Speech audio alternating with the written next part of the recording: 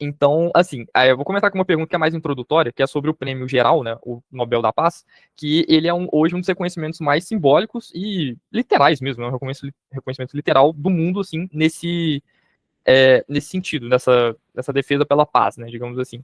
E é bacana porque ele se diferencia dos outros prêmios, porque eles são mais científicos, e aí tem, no caso da literatura, que é voltada para a arte, mas o Nobel da Paz é o prêmio mais político, né, de todos.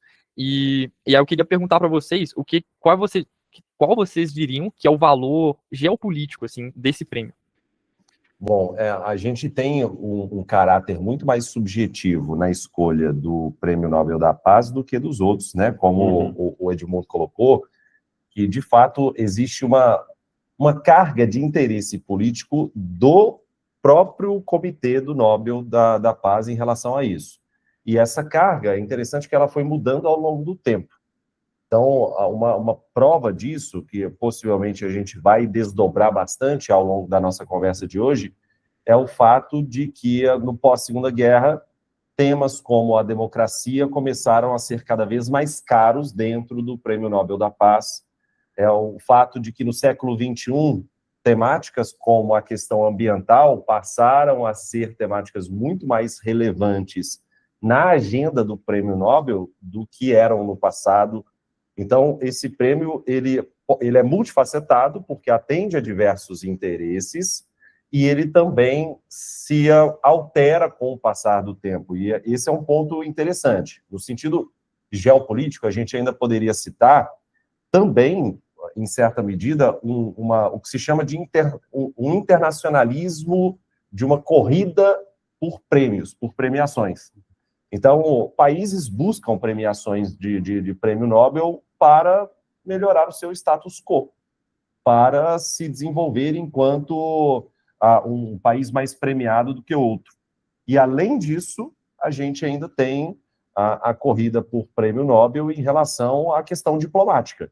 O prêmio Nobel da Paz, em si, diplomaticamente, tem efeitos muito mais sólidos do que qualquer outro tipo de premiação do caso do contexto do prêmio Nobel, né?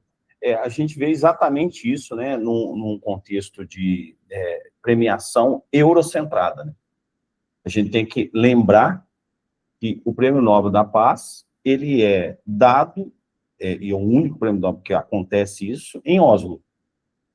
E quando a gente fala desse eurocentrismo, né, e dessa visão que acaba sendo uma visão que é formatada pelo campo ideológico, uma visão política, a gente imagina, por exemplo, se esse prêmio Nobel fosse centrado em Pequim.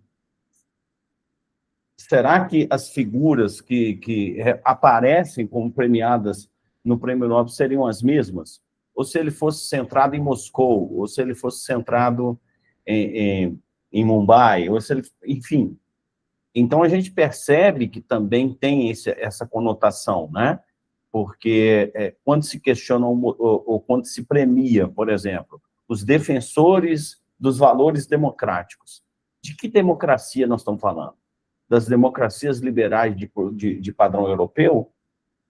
Então, assim, eu também acredito que a própria ideia de premiação é uma ideia de soft power, muito eurocentrado, ou a gente poderia até abrir esse campo dizendo que é um soft power ocidentalizado, né? E isso depois a gente vai desdobrar, tem a ver com a escolha da Marina, por exemplo, para o Prêmio Nobel da Paz, a venezuelana, porque, sem dúvida nenhuma, se esse prêmio tivesse sediado em Pequim, ela não seria escolhida. Sem sombra de Não dúvida. seria escolhida. Então, eu acho que é uma questão para a gente colocar na mesa, né?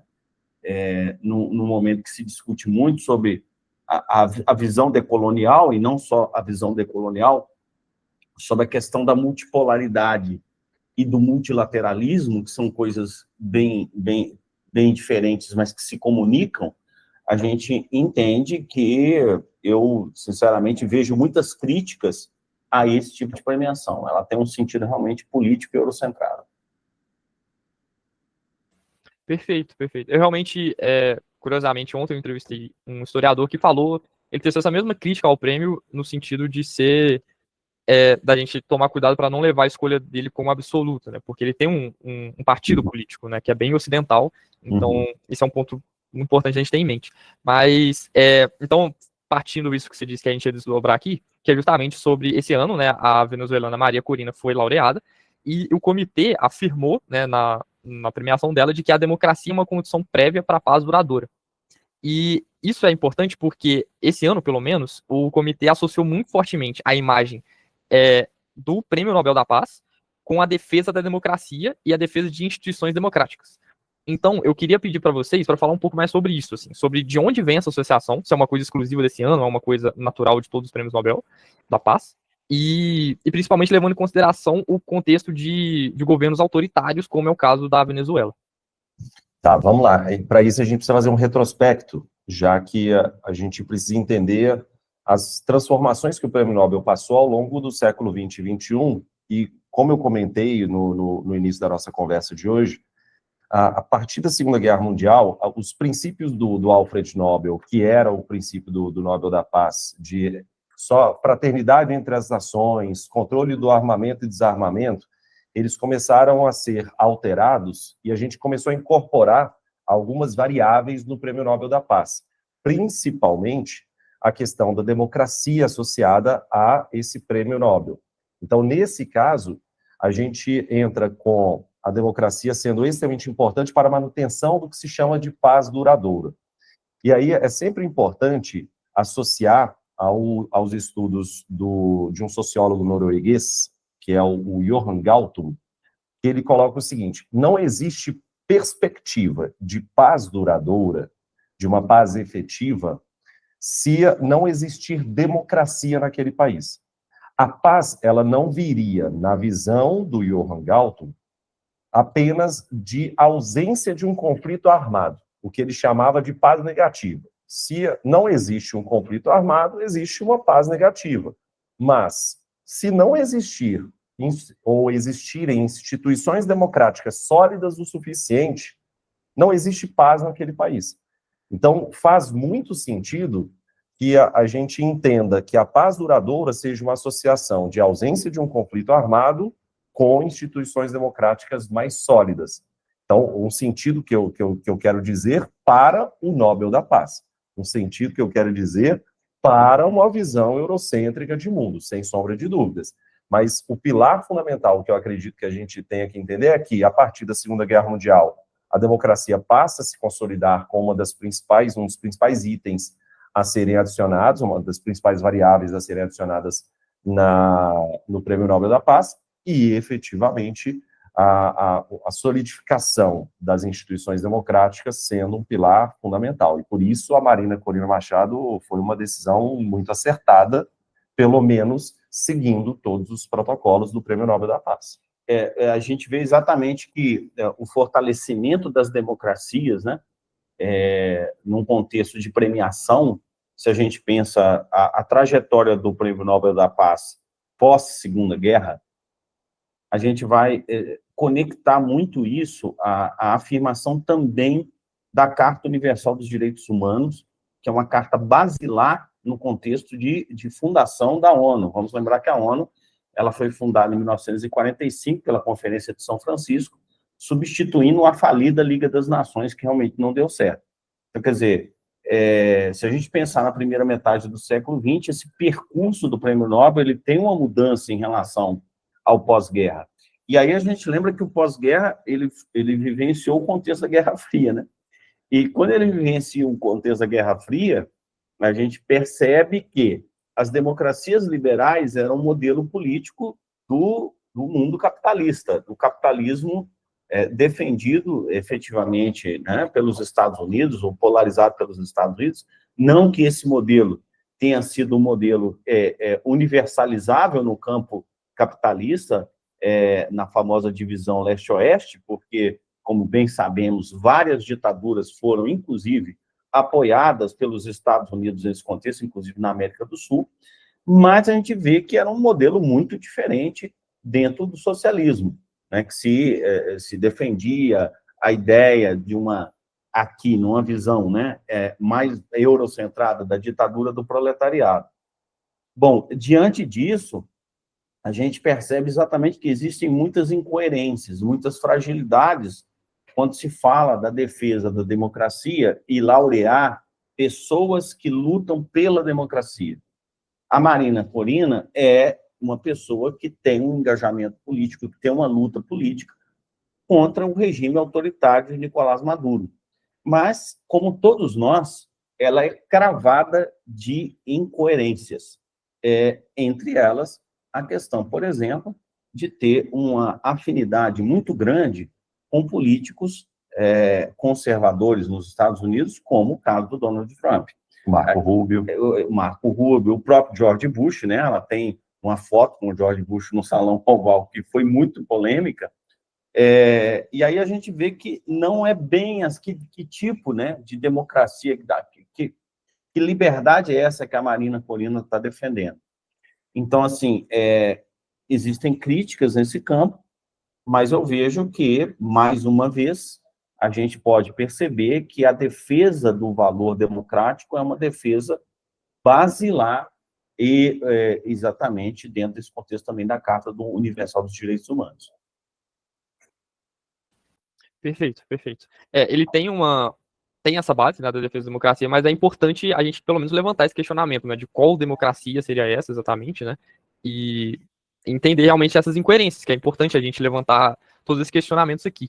E, assim, agora a gente indo para um lado mais histórico da coisa, a gente sabe que teve o Nobel da Paz, já premiou nomes como o Luther King, como o Nelson Mandela, como a Malala, e todos eles foram símbolos de uma resistência contra regimes opressores, pelo menos ali do ponto de vista do Nobel da Paz. Eu queria perguntar para vocês como esse ideal de resistência democrática, que é uma luta, não é só uma resistência, né? Tipo, um aceitar, é uma luta ativa contra um regime opressor, conversa com o Nobel da Paz.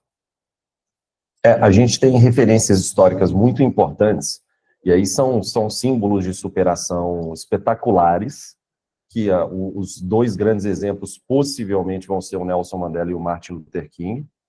A gente tem exemplos de luta contra a opressão, como o caso da Malala também, em relação à questão feminina e dos jovens. E a gente tem o exemplo da questão democrática, que a Marina Corina Machado, de fato, vai ser também colocada como um dos grandes exemplos da história recente, da luta contra regimes mais autoritários. Só que a gente tem outras questões que envolvem isso, João, que são absurdas em relação ao Prêmio Nobel da Paz, que são as contradições pós-laureação.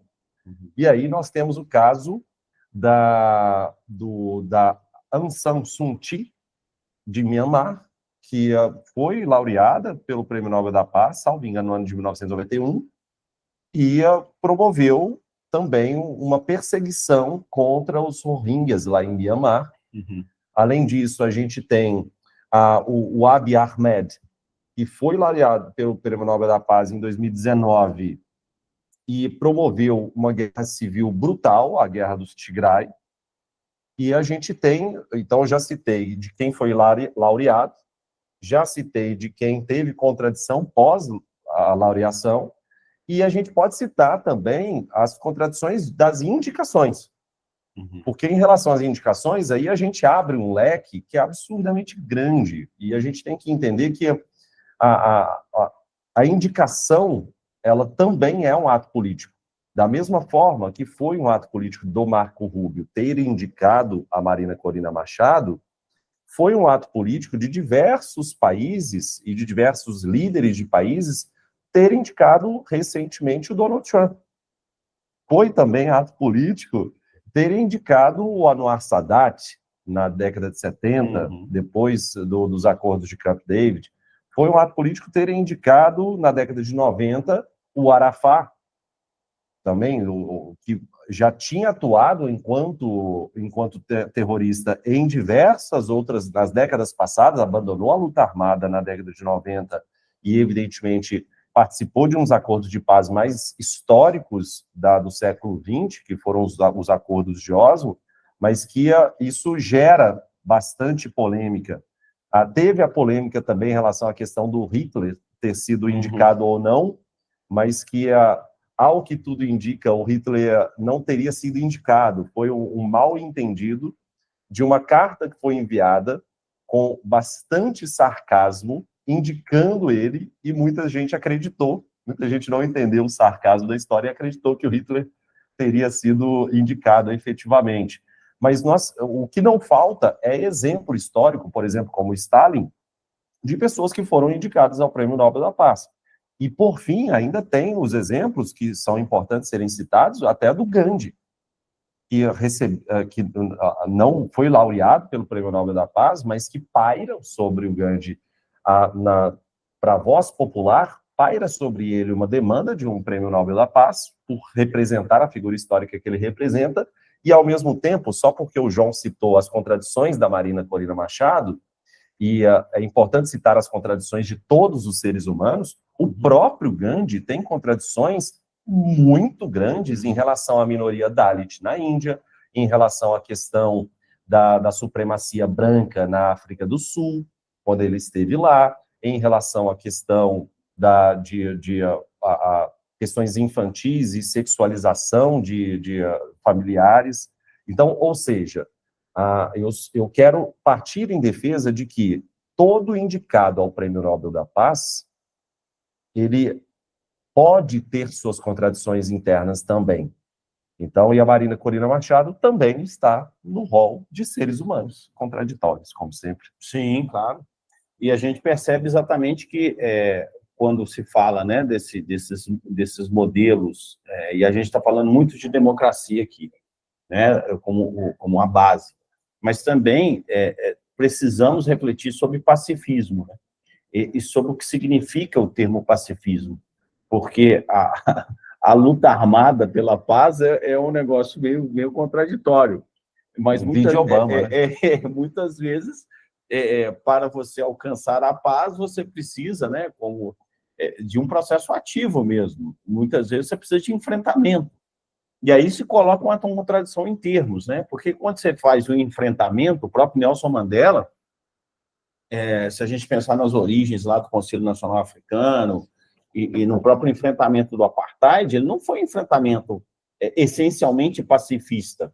Ele foi um enfrentamento de organização de luta armada e por que não, um processo de organização política. Então, a gente precisa entender que o pacifismo ele não se faz só com um posicionamento do não à violência. Essas figuras que foram laureadas, muitas delas, em algum momento, utilizaram instrumentos da luta armada ou instrumentos da própria estrutura paramilitar para enfrentamento de regimes autoritários. Então, é bom a gente ter isso em mente, né? Mas também uma outra questão que é muito importante, o papel da sociedade civil organizada, né? Muitos prêmios, premiações não foram dadas essencialmente a pessoas, mas a organizações. Por exemplo, se a gente fala da Cruz Vermelha, a gente fala do Médicos Sem Fronteiras, né? Então, essas organizações receberam também, né, indicações de premiação. O próprio fundador da Cruz Vermelha, que me fale o nome dele aqui agora, recebeu o Prêmio Nobel da Paz como um instrumento de luta, não só contra a opressão, mas de promoção dos direitos humanos no mundo. E eu vejo, sinceramente, o papel dessas organizações como um papel bem mais amplo do que você canalizar a premiação para uma pessoa. Acho que é importante, tem pessoas que são personalidades que canalizam muita coisa, onde há muita convergência ali. Mas as instituições, elas têm um papel muito mais amplo. Então, você pensar o que significa o papel da Cruz Vermelha nos conflitos armados no mundo. Meu Deus, é extremamente amplo. Então, acho que seria justíssimo a Cruz Vermelha ter uma premiação nesse nível, porque realmente a gente começa a pensar num aspecto bem mais amplo do que simplesmente, né, o posicionamento personalizado de determinadas questões. Perfeito. Realmente faz sentido, né? Porque, como vocês bem falaram, toda pessoa vai estar rodeada de controvérsias, e instituições também podem estar, mas elas realmente, pela natureza, né, de serem uma gama de pessoas, algo mais institucionalizado, então acaba tendo uma influência bem maior no mundo, assim. Então, é um ponto bem interessante esse, realmente. E, assim, passando para a próxima pergunta, a gente sabe que, tipo assim, como a gente já deixou claro aqui, tem claramente um partido político sendo tomado, né, nessa decisão de laurear a Maria Corina. E aí, eu queria pedir para vocês falarem um pouco mais sobre o impacto geopolítico que esse prêmio carrega, assim, porque o que isso significa para o Nicolás Maduro e para a comunidade internacional ver que uma opositora venezuelana, e especificamente aqui na América Latina, recebeu esse prêmio que é o maior reconhecimento mundial da paz. Então ele tem um peso político muito forte. Então eu queria perguntar para vocês se vocês acreditam que esse Nobel eles podem reacender a atenção assim, internacional e direcionar ela para a situação atual da Venezuela e também como isso pode afetar os países ao redor aqui na América Latina, né? Perfeito. A gente pode pensar em 3 pontos iniciais, 3 abordagens iniciais sobre o papel da Venezuela em relação a essa questão toda do Prêmio Nobel da Paz da Maria Corina. A gente tem, primeiro, o isolamento. O isolamento vem de uma condenação explícita por parte do comitê do Prêmio Nobel, o comitê norueguês, acusando o Nicolás Maduro de ter um Estado brutal e autoritário. Então, explicitamente, há uma condenação por parte do Prêmio Nobel. Então, esse é um ponto extremamente importante, colocando que o Nicolás Maduro está utilizando o maquinário estatal para poder se reforçar enquanto um líder autoritário. Um segundo ponto é como é que isso vai ser instrumentalizado pela Maria Corina, porque ela vai se valer disso, já que naturalmente todos os vencedores do Prêmio Nobel da Paz têm uma blindagem geopolítica e diplomática. Então, ela passa a receber a atenção do mundo todo. Isso é extremamente importante, principalmente ela, enquanto uma figura política dentro da Venezuela, e é como se ela estivesse exilada dentro do próprio país. Ela está escondida dentro da Venezuela. Ela pode até, eventualmente, sair, mas é muito difícil que ela retorne. Então, nesse caso, ela ganha uma blindagem muito forte.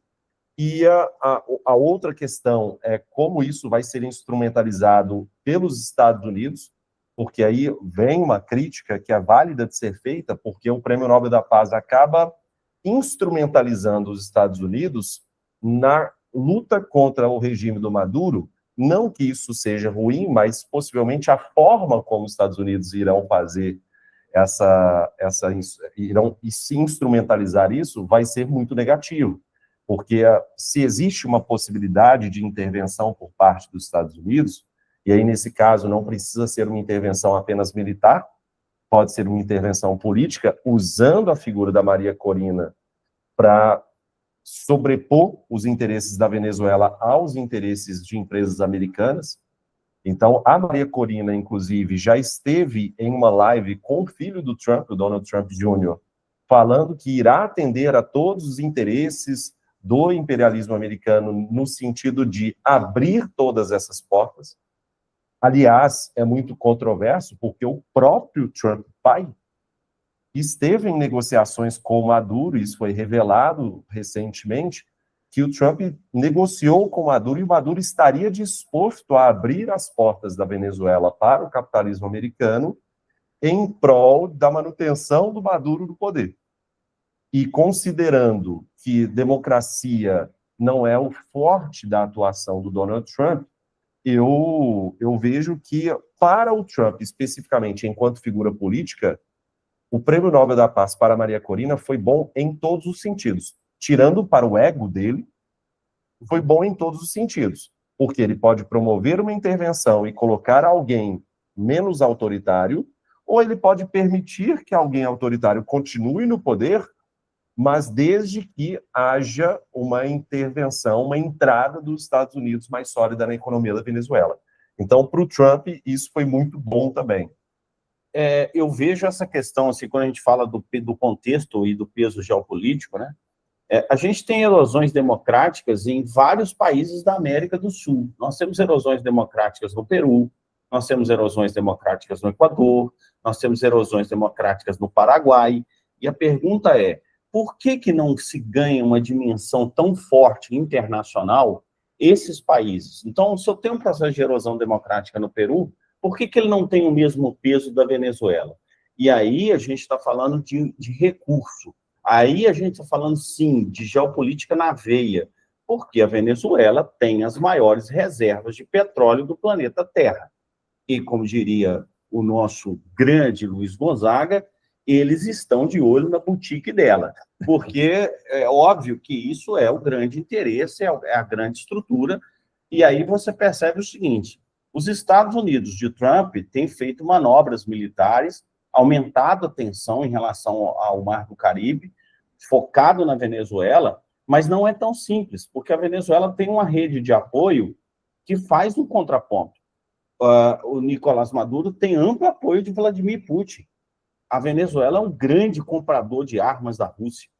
A Rússia tem um apoio não só no sentido militar, fornecendo armamento de alta tecnologia, mas no sentido também diplomático.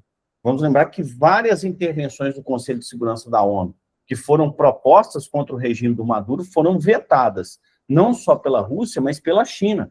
A China é um grande parceiro da Venezuela. A China empresta a maior fonte de investimento na América é a Venezuela. A China investe mais na Venezuela que no Brasil. Então, a gente percebe por quê? Porque a China é o maior comprador de petróleo da Venezuela. Obviamente, numa economia que cresce no ritmo chinês, como se a gente construísse aqui a analogia de um adolescente, né? Come demais, precisa de muita energia. Então, ela não tem um contexto de autossuficiência energética mais, ela precisa buscar isso. Claro que nós estamos vendo uma transição energética muito forte na China, mas a Venezuela é papel-chave na geopolítica energética chinesa. É papel-chave na costura da geopolítica, não só do comércio de armas, mas também da própria influência da Rússia. E ainda a gente pode colocar nesse pacote de alianças o Irã, que tem... Vamos lembrar que são coisas curiosas. O George Bush, filho, quando ele construiu lá aquela lista de países, né, o eixo do mal, parecendo que a gente está falando da Liga da Justiça. Os super-heróis se reuniram e tem os vilões lá. Então, ele construiu a lista do eixo do mal. E o eixo do mal, um desses países, era o Irã. E o grande Hugo Chávez, que gerou esse processo todo do chavismo, o que ele faz? Ele cria um acordo com o Irã, estabelecendo voos diretos. No momento que os Estados Unidos estavam com um embargo pesado em cima do Irã, ele estabelece voos diretos entre Caracas e Teherã, o único país da América do Sul tinha voos diretos de Caracas para Teherã, era exatamente a Venezuela. Então, um enfrentamento que o Chávez fez e que o Nicolás Maduro continua fazendo do imperialismo estadunidense sobre a América Latina foi muito contundente, foi extremamente contundente. Vamos lembrar que o Hugo Chávez sofreu um golpe de Estado em 2002. E, curiosamente, dentro desse golpe de Estado em 2002, quando ele foi preso no Palácio de Miraflores, quem estava lá apoiando esse golpe de Estado? Sim, ela mesma, a laureada pelo Prêmio Nobel da Paz, a senhora Marina Corina Machado. Ou seja, quantas incoerências que nós temos, né, professor Vitor Augusto? O mundo cravejado de incoerências. Mas é isso. O jogo geopolítico é isso. Não procure linearidade, não procure coerência. Procure interesse. Procure manobras para você garantir os seus interesses. Então, é isso que efetivamente está em jogo. Perfeito, perfeito. Assim, é muito bacana isso, ver como um prêmio, né, porque seria, assim, um prestígio, tem um impacto político tão forte, né, principalmente nesse jogo de interesses que existem ao redor da Venezuela, como você bem falou, do maior produtor de petróleo ali, com a maior reserva do mundo. Mas, enfim, para a gente finalizar aqui nossa entrevista, para também não se estender demais, eu queria perguntar para vocês, pedir, na verdade, para resumir o impacto desse Nobel da Paz, esse específico de 2025, e o que ele simboliza para a América Latina, porque como você, Vitor, disse, porque ele pode, de certa forma, instrumentalizar, pode legitimar até uma intervenção armada dos Estados Unidos na Venezuela. Então, isso tem um impacto muito forte para a América Latina como um todo, né? Então eu queria pedir para vocês resumir o impacto desse prêmio e perguntar o que vocês acham como ele conversa com o futuro da democracia no mundo, assim. Acho que é muito pertinente porque a gente está, curiosamente, numa semana em que se discute a intervenção militar dos Estados Unidos no Panamá. Então, nós estamos realmente correndo riscos na América Latina de intervenções, sejam armadas, sejam intervenções políticas, em países em que há líderes autoritários e em países que existem instituições democráticas minimamente sólidas, da mesma forma que existiram intervenções dos Estados Unidos no Brasil em diversas circunstâncias ao longo da história recente do nosso país. Então, a primeira questão que eu imagino é que existe uma consagração da resistência civil na América Latina, porque movimentos de resistência a regimes autoritários dentro da América Latina são laureados, são premiados, são condecorados. É um ponto extremamente importante. Um segundo ponto é uma condenação inequívoca a regimes autoritários. E aí é um apito de cachorro para o mundo inteiro. Existem regimes autoritários que são rotulados enquanto esquerda e existem regimes autoritários rotulados enquanto direita. Da mesma forma que o regime autoritário do Nicolás Maduro na Venezuela, nós temos o Viktor Orbán na Hungria, nós temos diversas outras circunstâncias no mundo que também têm as suas bases democráticas sendo erodidas recentemente. E nessa circunstância, eu acredito que nesse caso, o Prêmio Nobel foi muito feliz em condenar regimes autoritários em uma perspectiva mais ampla. E eu acredito que seja uma perspectiva que possa afetar o mundo, uma região, que é a América Latina, e vai afetar localmente a Venezuela, e vai afetar localmente diversos países, porque pensar naquela situação do global, né? Do global até o local. O Prêmio Nobel da Paz gera essas repercussões desde de uma esfera local até a escala global. Sim. Eu vejo que a América Latina está passando por um contexto de muito desafio, de uma transição muito tensa em relação à consolidação dos regimes democráticos, né? A gente sempre tem essa ideia do que é a democracia enquanto política democrática, enquanto sociedade democrática. São duas perspectivas. Política democrática se faz com instituições sólidas, política democrática se faz com processos eleitorais transparentes, política democrática se faz com representatividade política. São processos que consolidam a política democrática. Mas não existe democracia de fato com amplas desigualdades sociais. Não existe democracia de fato com fome, não existe democracia de fato com analfabetismo. Então, é muito mais ampla a discussão. E a nossa América Latina foi marcada e é marcada por profundas desigualdades, por profundas fraturas.